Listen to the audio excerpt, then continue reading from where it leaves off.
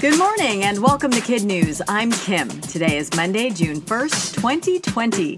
And we begin with astronauts Benken and Hurley about to address Americans from low Earth orbit. The two men docked on the International Space Station yesterday, 19 hours after shooting into orbit on the top of a SpaceX rocket for the first ever manned spaceflight by a private company.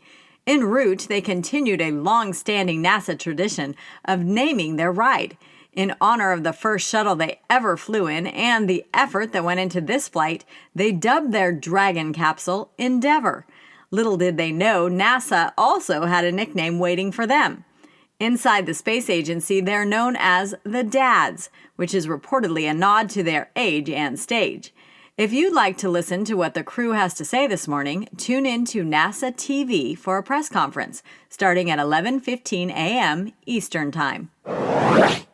Back here on Earth, it's been a sad and tumultuous few days. So much so, Nike responded with a stark play on its famous slogan. In a text-only campaign, the company is telling Americans, for once, don't do it. Meaning, don't pretend there's nothing wrong. Don't pretend some people in this country aren't treated differently because of the color of their skin. The posts are in response to a tragic event 1 week ago in Minneapolis, Minnesota, that led to a long weekend of civil rights protests in many major cities across the United States. There is speculation that Mr. Trump might speak to the nation about racial injustice and the need to do better. But as of this recording, if and when has not yet been announced. Parents, if you need suggestions on if, when, or how to bring up the subject, we've posted a blog on our website. Many high schools have managed to create memorable graduations in spite of the coronavirus crackdown, but Key West, Florida may have taken the creativity crown.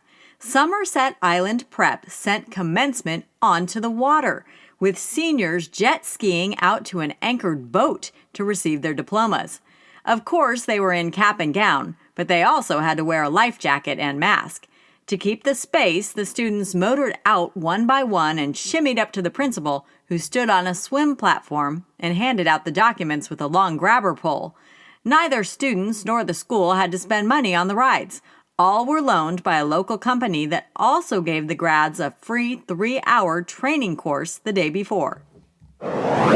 So far, ditching London for Los Angeles hasn't been a walk in the park for Prince Harry and his wife, Meghan Markle. The reported issue what they call an unimaginable level of intrusion from drones and paparazzi. Police say they've received multiple reports of spy cameras swooping as low as 20 feet above the couple's backyard. According to other sources, photographers are following and tailing the former royals whenever they leave their home. Harry and Meghan have yet to go public with their frustration, but have reportedly hired a security team to try and keep distance between them and prying eyes. Speaking of peepers, researchers are on the brink of developing a bionic eye with vision sharper than a real one. It's the world's first 3D artificial eyeball and could give sight to millions in just 5 years. Images are converted through tiny sensors that mirror the light-detecting photoreceptor cells of the human eye, with all those sensors packed into a membrane of aluminum and tungsten, shaped into a half-sphere like a retina. Clinical trials are underway at the Hong Kong University of Science and Technology. And that's it for Kid News this morning. Now, our Kid News quiz. What is the nickname given to the two astronauts who just flew to the International Space Station? The Dads. What is Nike's new temporary slogan?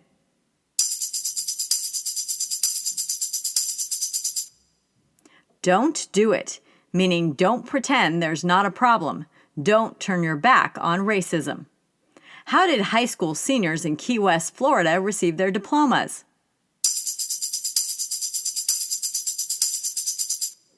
On jet skis.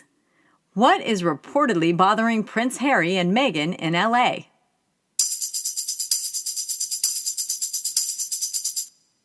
Drones that swoop low over their yard.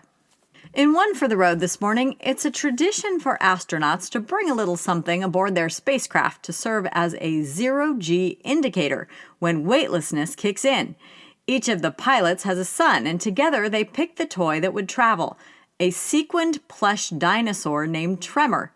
It should come as no surprise that once revealed, the mission's zero-G Stowaway quickly sold out on Amazon.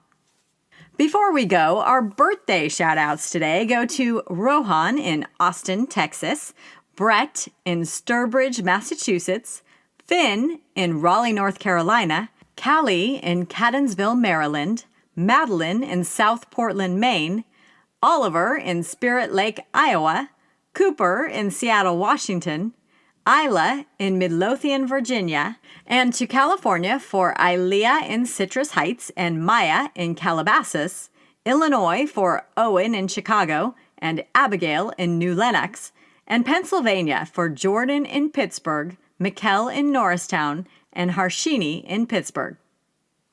Thanks for listening, everyone. We'll see you back here for more Kid News tomorrow morning.